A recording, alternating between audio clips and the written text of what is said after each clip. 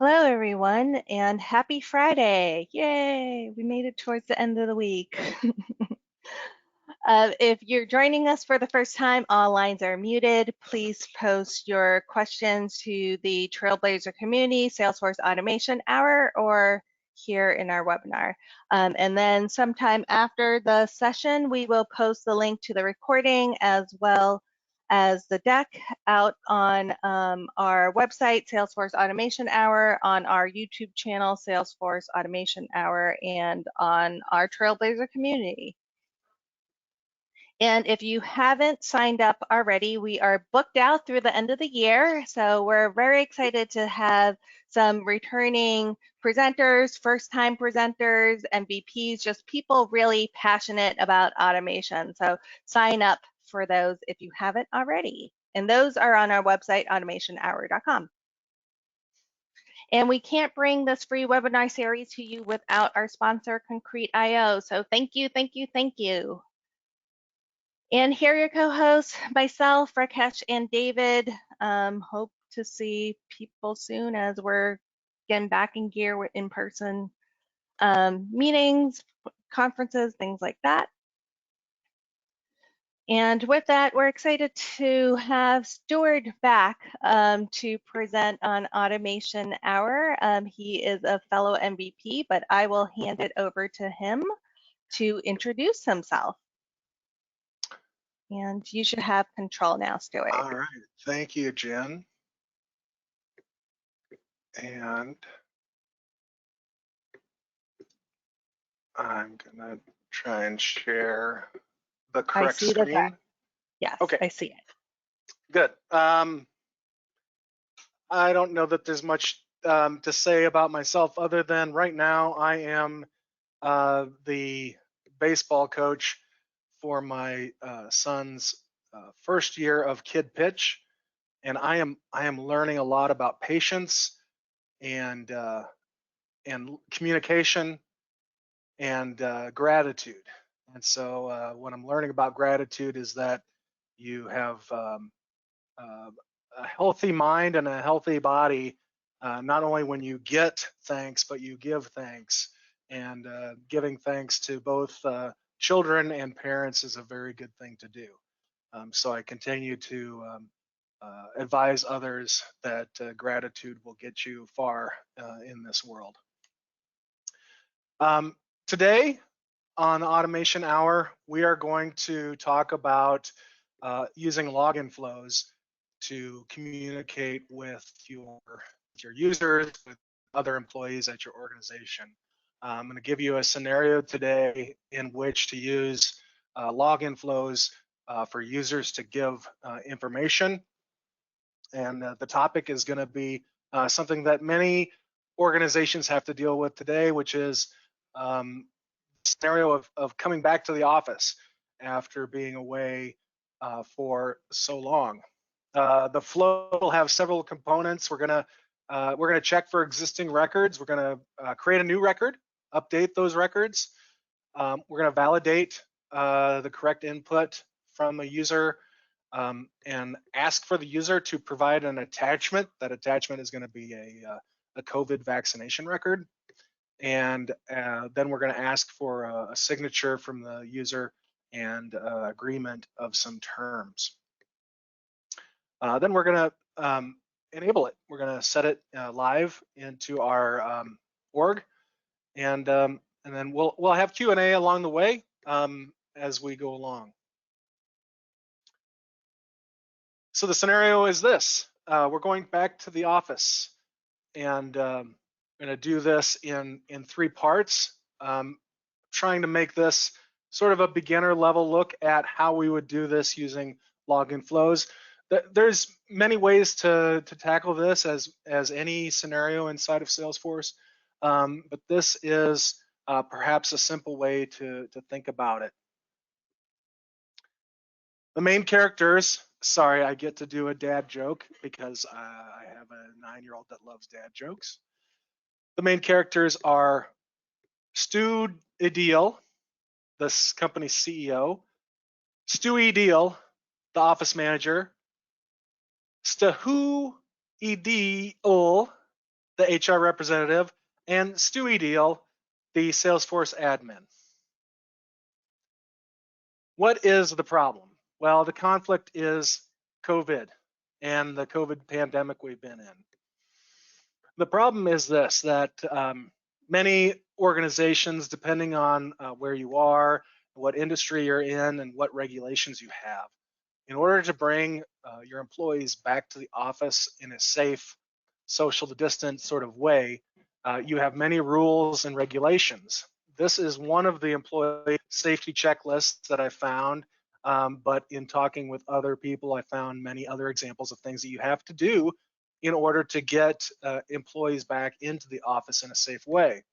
There's many different questions, many different checklists to get, and these need to be completed and signed off by not only employees, but managers and HR representatives.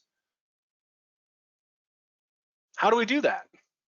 How do we do that in a timely way, in an efficient way?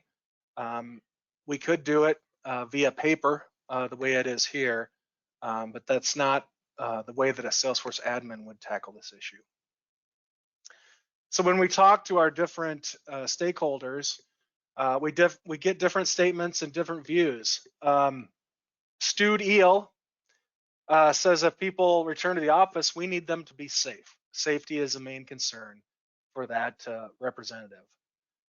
Stuart Edeal needs to know what days people are coming into the office for space management and capacity management.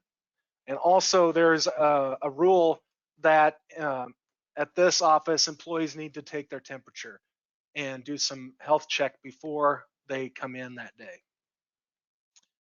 Saint Hu Edeal needs to make sure that we share information with all employees, and they'd like to confirm that they've read and have that information. And if possible, can we confirm that they have received their vaccination in some form? And Stuart Edeal, our hero, is thinking that we should use Salesforce. All of our employees are logging into Salesforce and using Salesforce. If it's not in Salesforce, it doesn't exist, has been the motto at the organization, and asks, is it okay if we provide this information to you via Salesforce? And the organization says, well, let's try. That sounds like a great idea. So we go into Act 1. And Act 1 is the proof of concept. So we know the stakeholders say we need to track the user's temperature. We need to track the user's day of week preferences. We need to capture user's vaccination card. We need to agree or have them agree on a waiver. And we need to be able to report on this data for further review.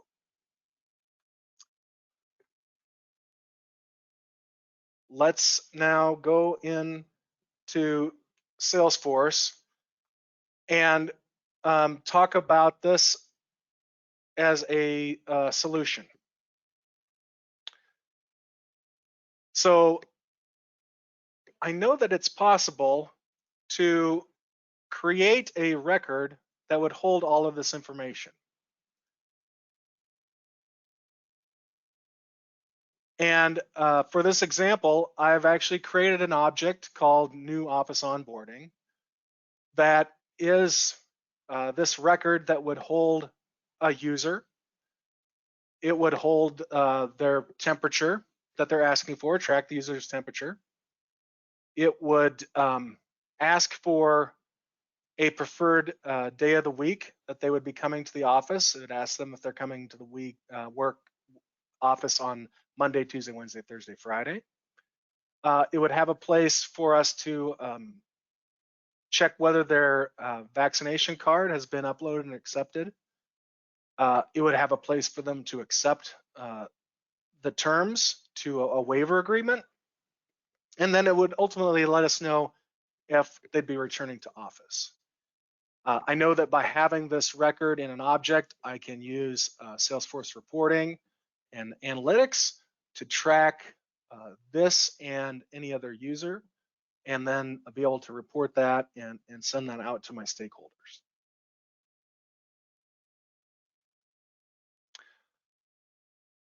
So I have this object and it's tied to the users. I know where I'm going to put this information. And now I need to know how I'm going to do it. Well, I have decided to use flows. And I'll talk about just the major parts. When I think about breaking this out, again, I'm thinking about 3 steps, and I think about using screen flows to ask those questions. And I'm gonna show the flow to you in those 3 different parts. In my screen flow, I'm gonna show you the questions that I'm asking. And the first one I'm asking is a simple question of if you're planning on returning to the office, and it's going to be a simple yes or no answer that I will have in a Boolean and give different choices of yes or no.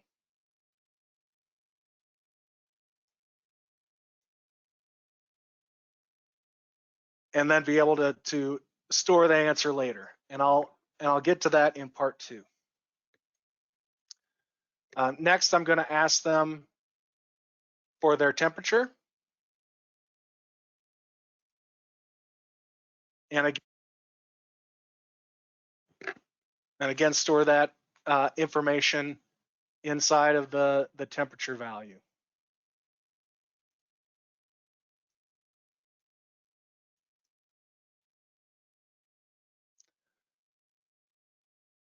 I'll be asking them if they are planning to come into the office, and then which days of the week, Monday, Tuesday, Wednesday, Thursday, and Friday. Each one of those represents their own checkbox inside of that object.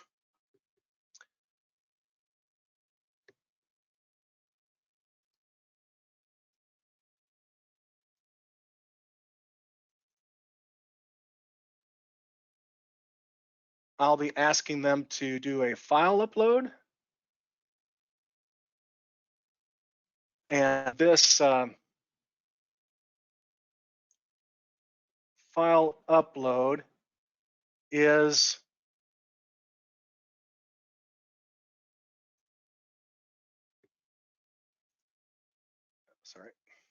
a component that is available right within a flow that you can add.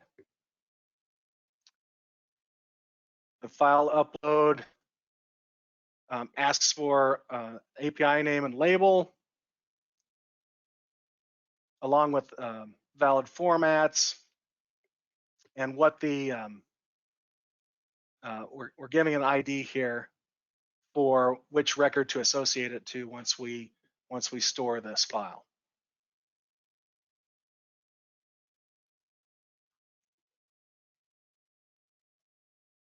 And the final thing we have is that agreement waiver. And basically that is a series of text. And we have a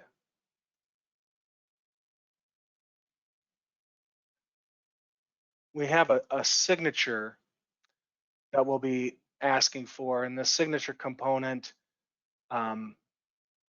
was found from a search on unofficial SF.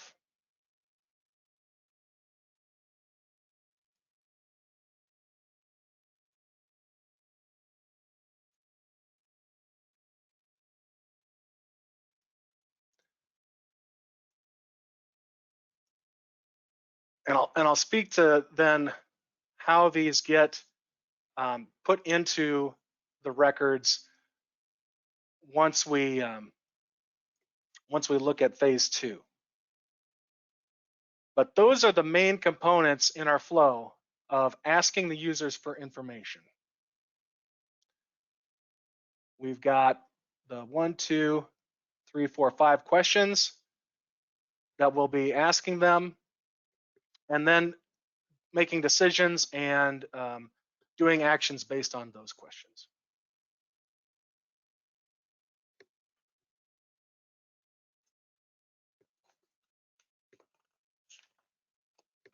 And Jen, I'll stop briefly if there's any questions. If there's no questions, then I'm going to go to the Act 2.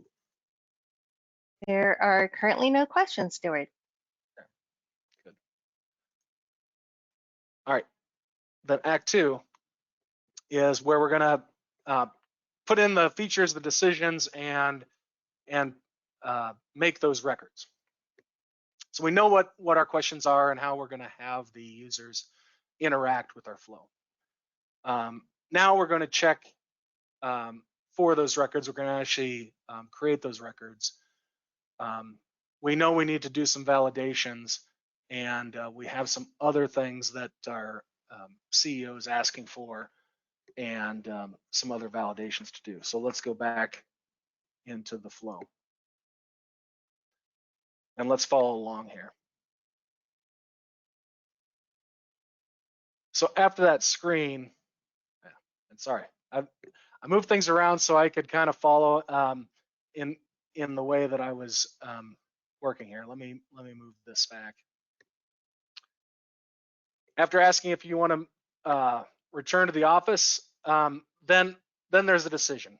We're going to look at that answer and say, if they said yes, we're going to go one direction.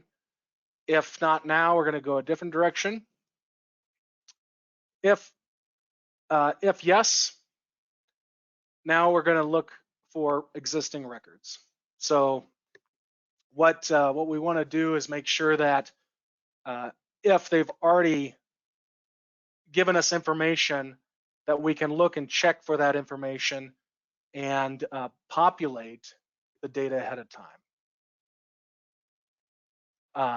The reasoning is that if they've already told us what days of the week they're planning on coming to, we'd like to show that to them. And I'll give an example of this. As we went through some of the back to office planning, here's an example of our flow. And we just put it on an account page as an example. Here's a question. If you're planning to return to the office, I'm going to say yes, I'm planning on returning to the office. Now it's giving me that question, or actually the CEO's statement. He says he wants to provide some information about when the office is reopening and some of the processes that we need to know about, what we need to wear and have at our workspaces, washing our hands and wearing a mask, all this information from the company CEO. We'll go to the next screen, and now it's asking us to take our temperature.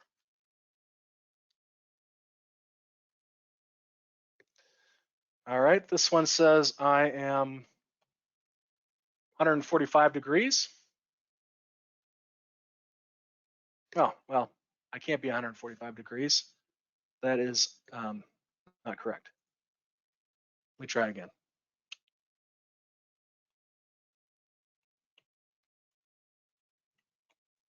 (96.6).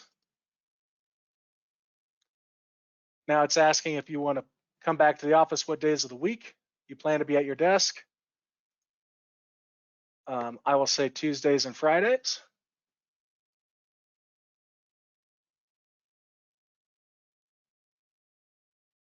And it missed a step, so that's okay. It should have gone to another step. We'll take a look at the flow and see what happened there. I can go ahead and finish this. It should come back and ask me again.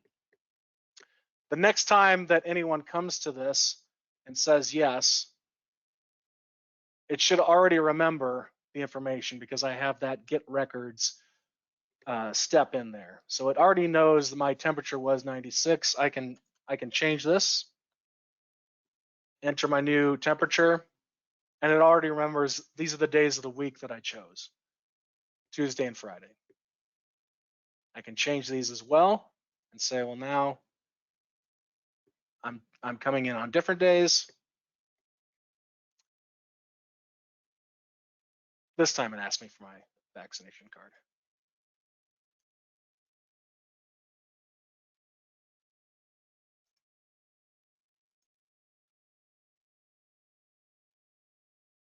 Upload my vaccination card. And I get a waiver that I need to read and sign.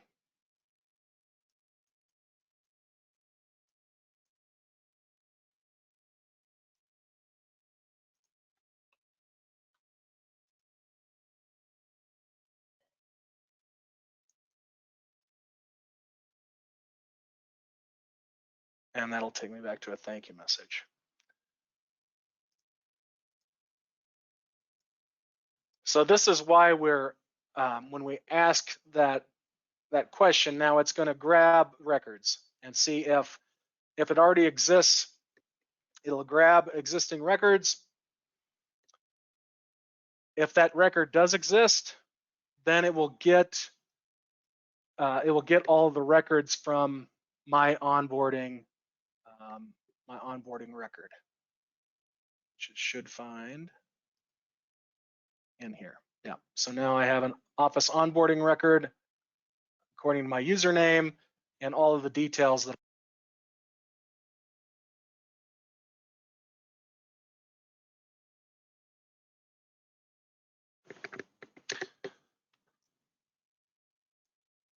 Now, the next step it does, it goes to that screen to ask for the temperature.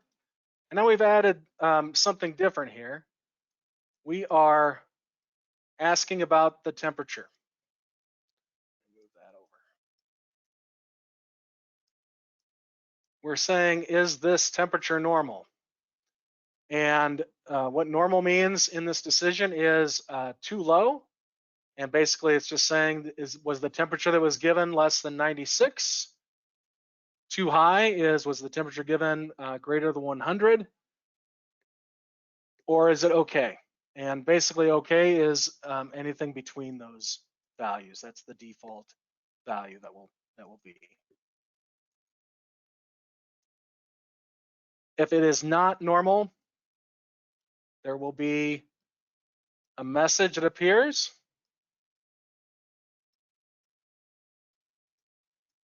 That the temperature is out of range.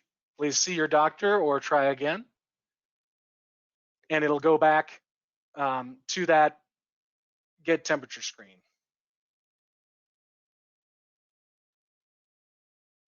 Once the temperature is normal, then it goes on to the next step. And the next step is going to be to update the record.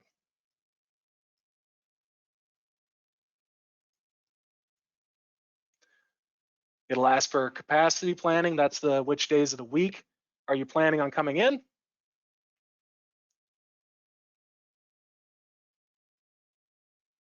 And then it will let's see. It will update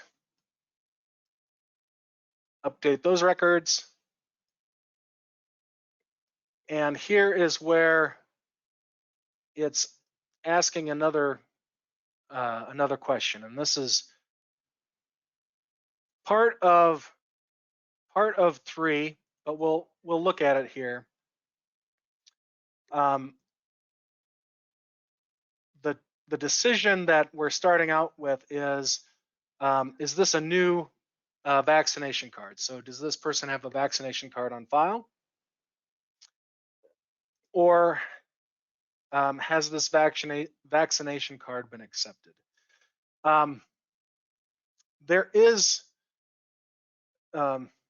there's a little distinction here. There is nothing right now that automates whether the onboarding record knows that I have a vaccination card.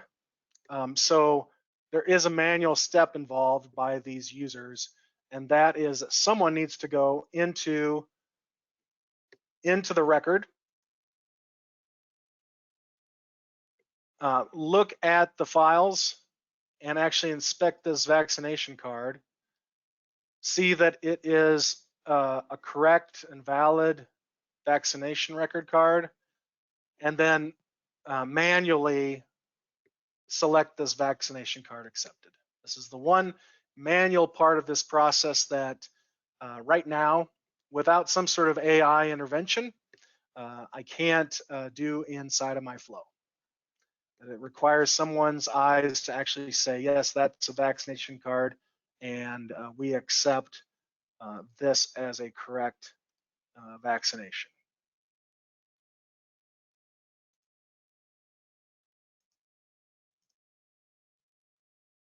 So there is a field on there saying, has this vaccination card been accepted? And if it's true, then we can actually bypass, next time they come around, we'll bypass that update passport screen. Now, there is another decision in here, decision outcome, and that is that both the vaccination card and the agreement have been accepted. If that's true, if the user has uploaded their passport and that's been accepted, and the final agreement waiver has already been accepted, then there will be a third outcome, which is from this decision, they will go immediately to the thank you screen. The reason for this is that you may have users that come in, they've already agreed to everything, they've uploaded all their necessary cards. They just want to change what days of the week that they're planning on coming in. And that's acceptable. In that case, what they'll see is they'll see their temperature screen and they'll see the day of week screen. It will bypass all those other screens and go directly to the thank you message.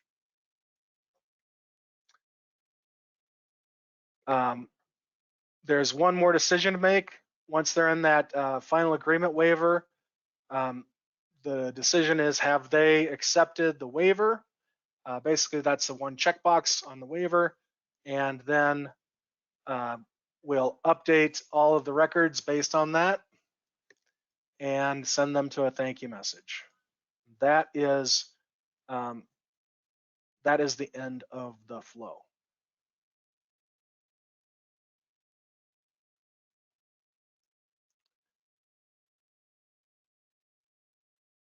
Now, that is not the end of the story.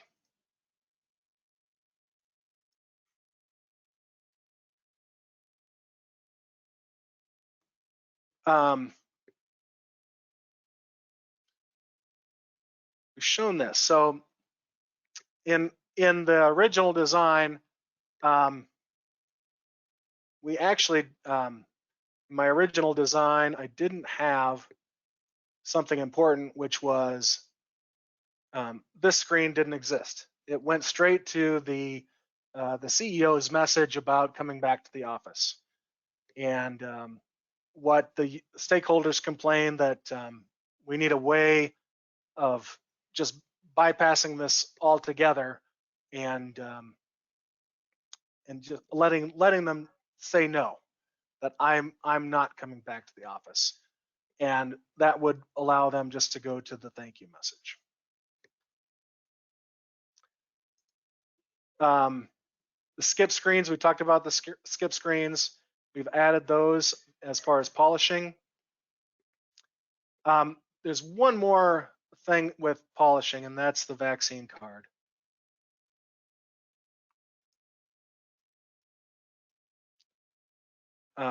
One thing you will notice with this uploader, when you do a file upload without any sort of response from the system, it may look like it didn't do anything. You'll get the file upload and be able to attach something, but at the end, there's no OK or anything. What you can add to the screen is a success message, and the success message has a criteria that basically just says that the content doc ID is not null. Once this condition has been met, then this text will be displayed on the screen, meaning that that file was indeed captured into the record.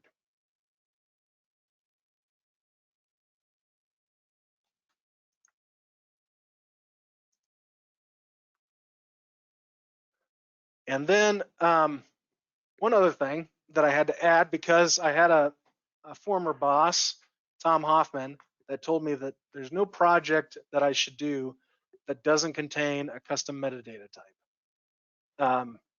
And this one also had a condition that needed to hold some variables. And I'll show where that is.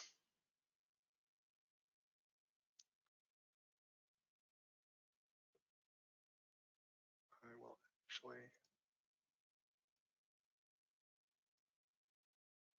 delete this record and go back.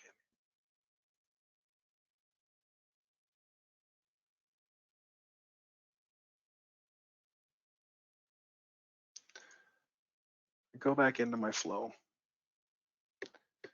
On this first message, our CEO has these dates on it with reopening phases. So our first reopening phase is August 1st, 2021, beginning with 5% capacity every 14 days. And what the hope is to bring everyone in by October 31st, 2022. But we know that these dates aren't certain. Things can change. Why these things can change. And so we want to be able for an admin or someone to go in and be able to change these dates. But I'm not really a big fan of going into the flow and changing the flow and creating a new version of the flow. So what we have instead is,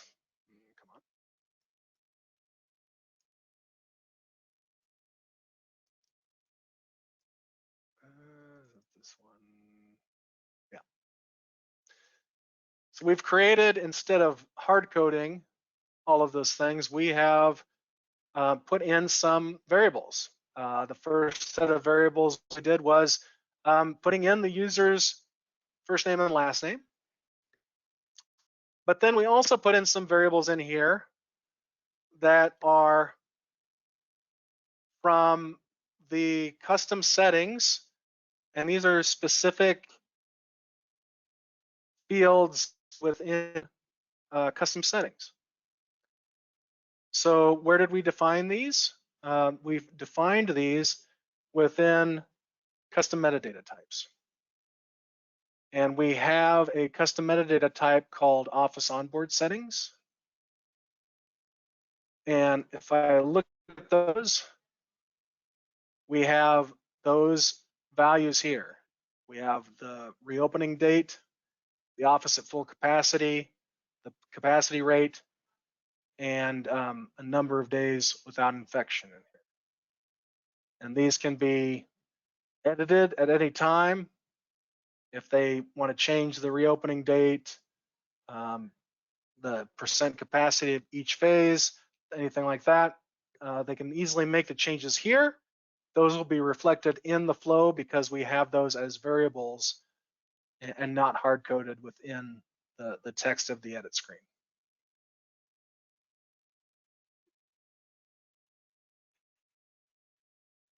Now, the final thing as far as polishing goes, that nobody liked the idea of it sitting on an account page. This is ridiculous. No one's going to go to an account page or any other page to fill out information about whether they're going to go back to the office. Where they really want to do it is when you're logging in. They said, well, if a user is going to log into the system, why not ask them right here as they're logging in? This would be much better. So as I'm logging into Salesforce, I want it to ask me, am I planning to return to the office? And again, this question, yes or no, I could say no, and it'll give me a thank you, and I can go ahead and finish. Or if I say yes, now right here, I get the message from my CEO. Here's what I need to know about capacity planning and about what I need to do when I get to the office. Now I can check my temperature.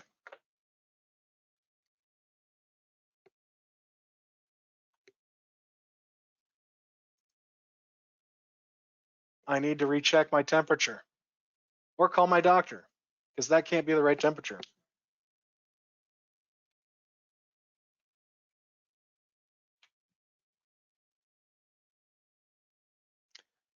And what days am I planning to come back in?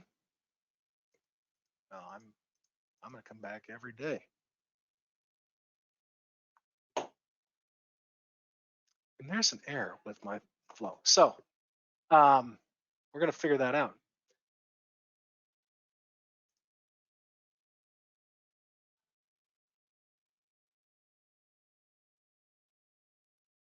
I have done something totally wrong,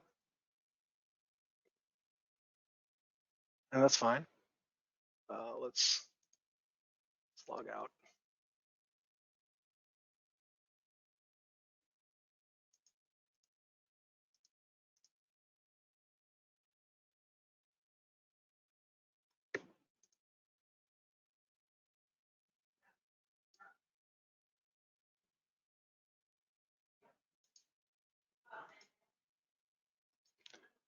Because this gives a chance to show off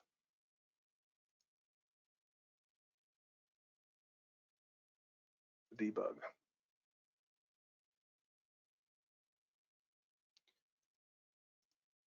What I'm upset about is that when I'm running this the first time, it's not taking me to the passport, the COVID passport card.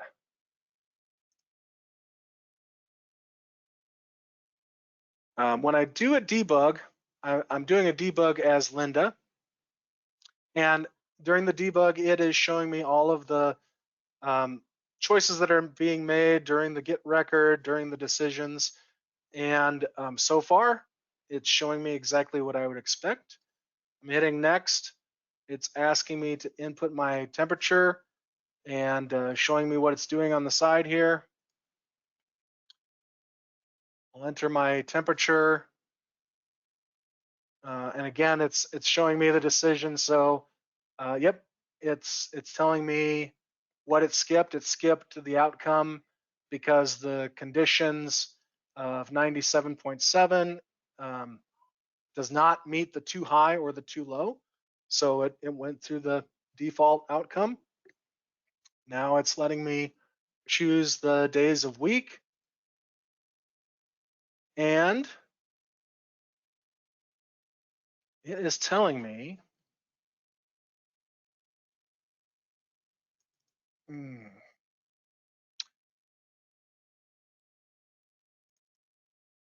oh, that is, yeah, okay.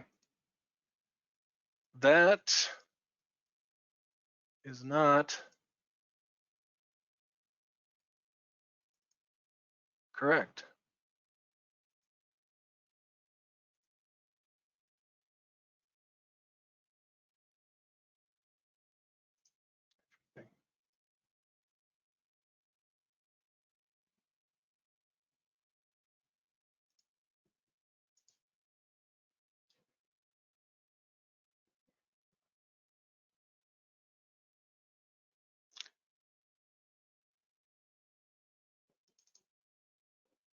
No, it's not equals false.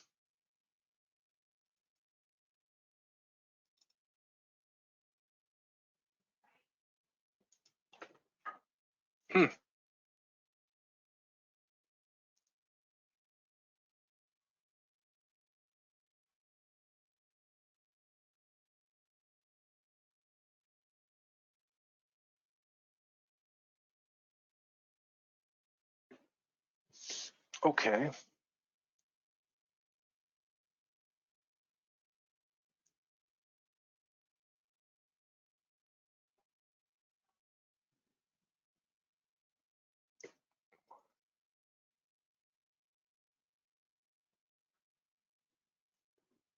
Oh, because there is no value there. Okay, right. Because the first time I go through, I'll have to figure out a different way of doing this the first time through. First time through,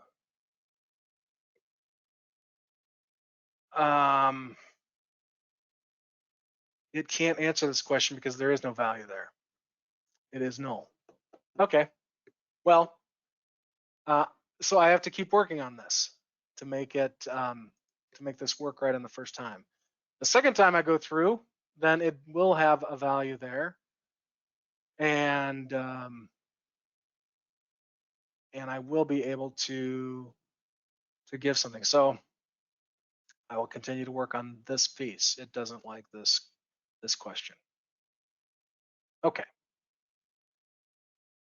I will not worry too much about that. I will continue on with my last part, which is being able to put that into the login. And that is the login flows. In setup,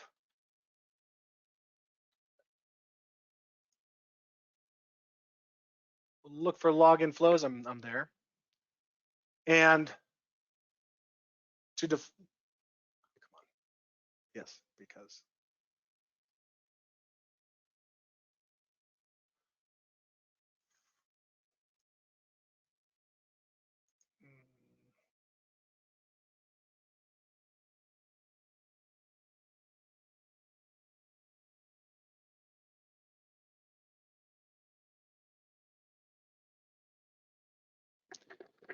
all right. So to set up the login flow, it is fairly easy. You need to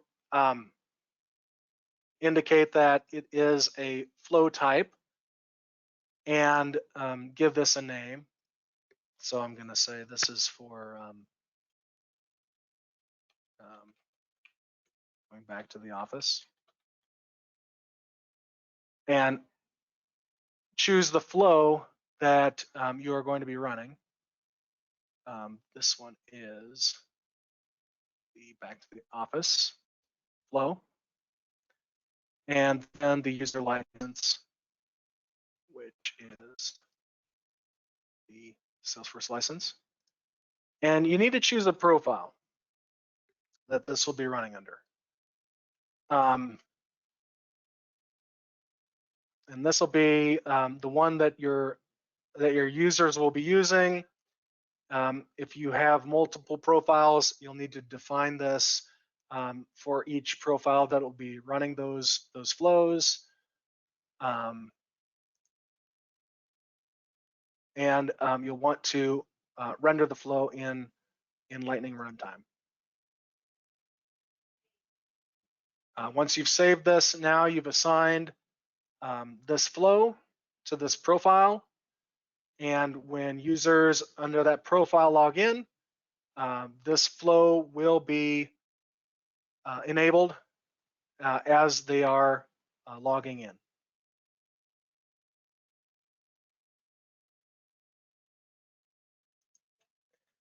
Look back in.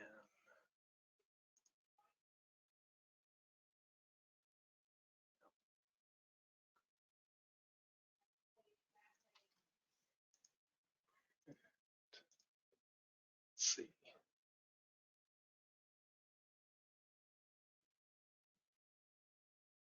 Yeah. And that is the simple flow for logging in, login flows.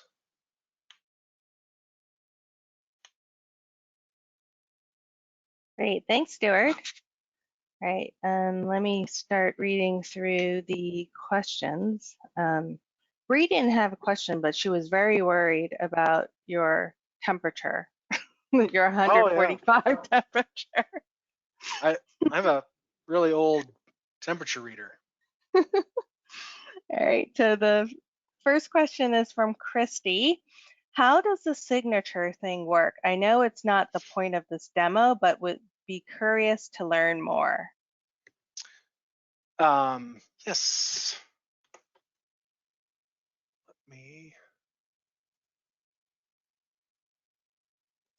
Let me get you an answer to that.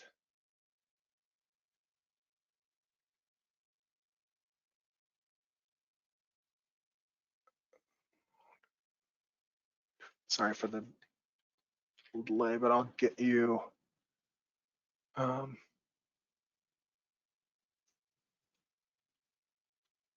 Get you the link.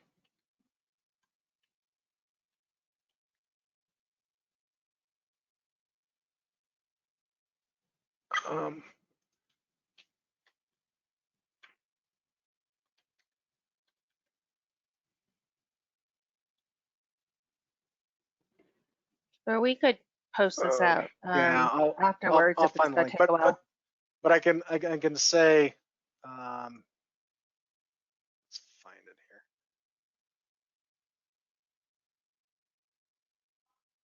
Yeah, let me go in and create another record for her. I go in and run another one as her, it'll get me to that signature screen. Linda. I'll say yes. And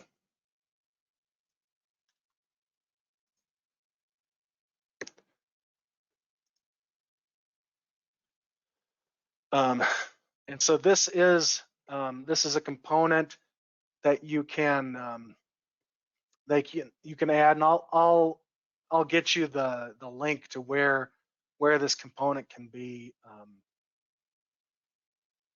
obtained from. But what it does is it captures your movements and then it saves it as an image. Right now you have to put in a file name. Once you upload it, go ahead and accept this. Once you upload it, then it saves it as a file with the record. And so it's hard to see here, but that signature that I scribbled on here actually becomes a JPEG or a PNG, sorry, PNG image that is saved with the onboarding record. It's pretty cool. And I'll follow up and find the link to the actual component that's out there. It's a Lightning component. Great. All right. Next question is from George. How does a record exist if there was no create record component?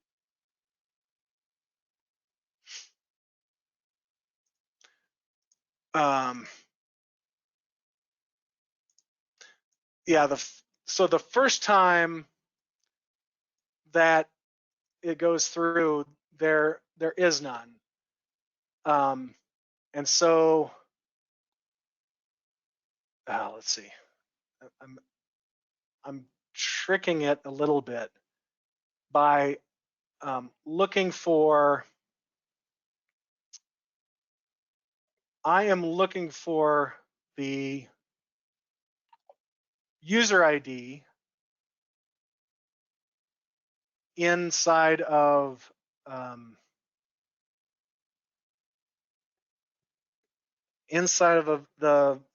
let's see.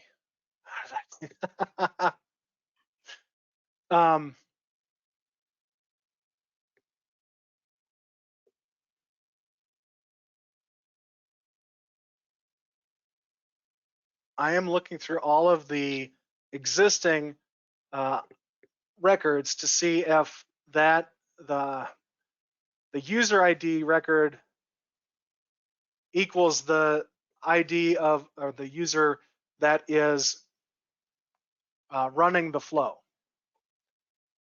And that lets me know if that record exists. And if this is not true, then I know to create a new record. I don't know if that answers the question fully. But what I'm looking for is because this is all based on related to the user record, that the onboarding record has to have a user ID on it, and that user ID has to match your user.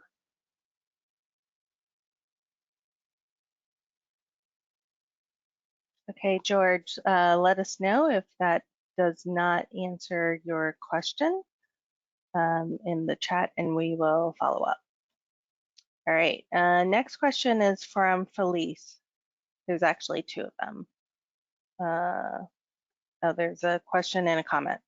Could you expand this to be able to be available through an Experience Cloud site for volunteers, and volunteers have a contact record but no Salesforce license?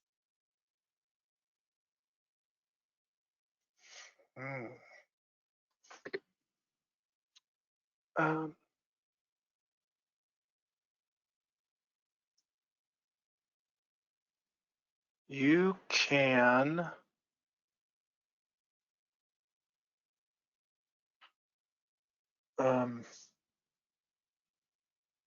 you don't have to have a Salesforce license. You can do it through a community.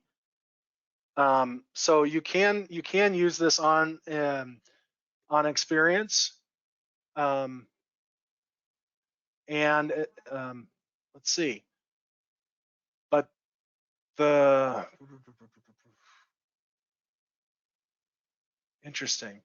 They would have to have you assign it via profiles. So I'm wondering how they do it. I haven't tried. Haven't tried this before,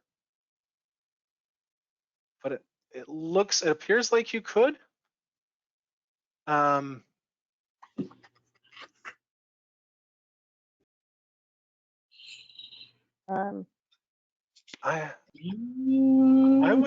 would need to test it some more.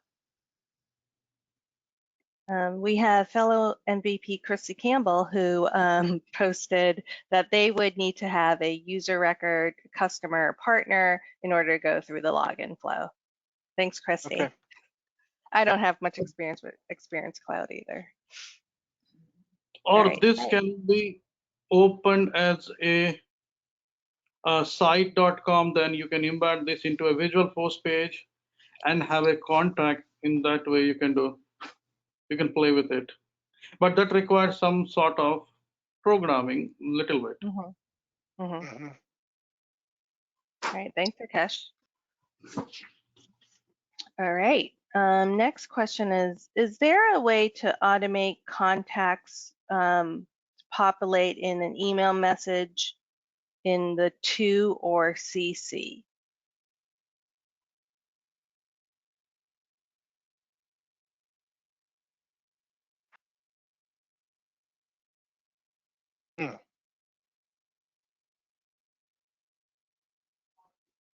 Is there a way to automate contacts populated in an email message in a to or CC?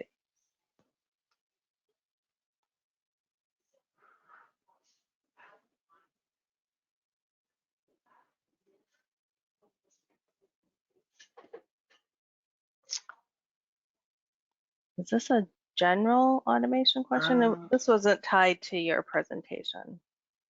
Is it, Stuart? I don't think so. Okay. And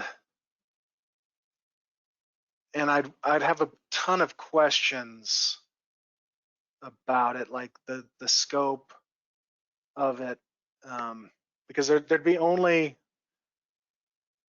so many that you'd want to do inside of this core Salesforce platform. If you're sending only like dozens or hundreds or thousands? What is the number of contacts that you're wanting to send an automated email to? Then you might be looking for a platform outside of Salesforce to be doing that. But that doesn't necessarily answer the question. And I don't know off the top of my head if there's an easy way to do that. It's something that I'd have to take offline. Okay, Gayatri, if you could further elaborate on your use case, that might be helpful. And then if we need to, we'll take that out onto our Salesforce automation, our Trailblazer community.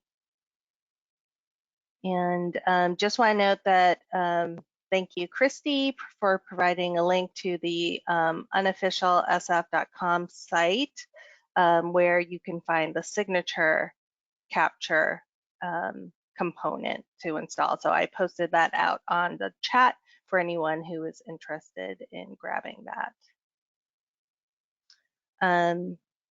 So if there are any other questions as it relates to Stuart's presentation or any general process automation questions, we will take those as well. So while we wait, I'm going to ask Stuart, how did you learn Flow? Well, my answer is gonna be a little different. I learned by looking at others.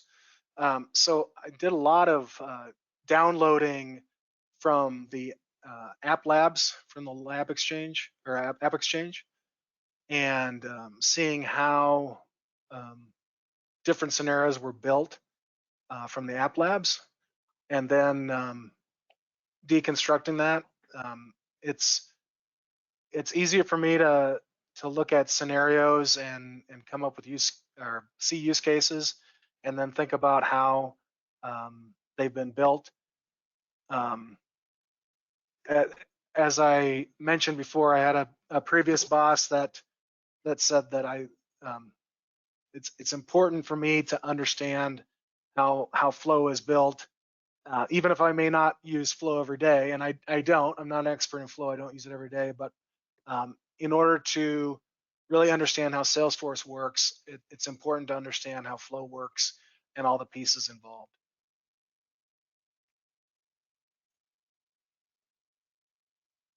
Cool. And then when you learned, was it Flow Builder or Cloud Flow Designer? The old UI. The old UI gave me headaches. Yeah, I was scared. I definitely appreciate the new design, and not having to choose between the different types of create. And the regular create and the fast create. Yeah. It's yes. just you choose one. So right. That's a lot easier for me to understand. Yes, for sure. I totally agree. All right, so let me just refresh the Trailblazer community to just make sure there's no questions there. I'm not seeing any within GoToWebinar, and we're at time. So thank you, Stuart, for showing us how to create this massive flow to gather information from folks, for coming back into the office and showing us how to use login flows as well. That's not a concept that we typically see people demoing. So thanks so much. And please come back again to present other sessions on Automation Hour. Thanks, Jen. All right, and thanks everyone for joining, and we'll see you next time on June 11th for our next Automation Hour. Thanks everybody. Bye.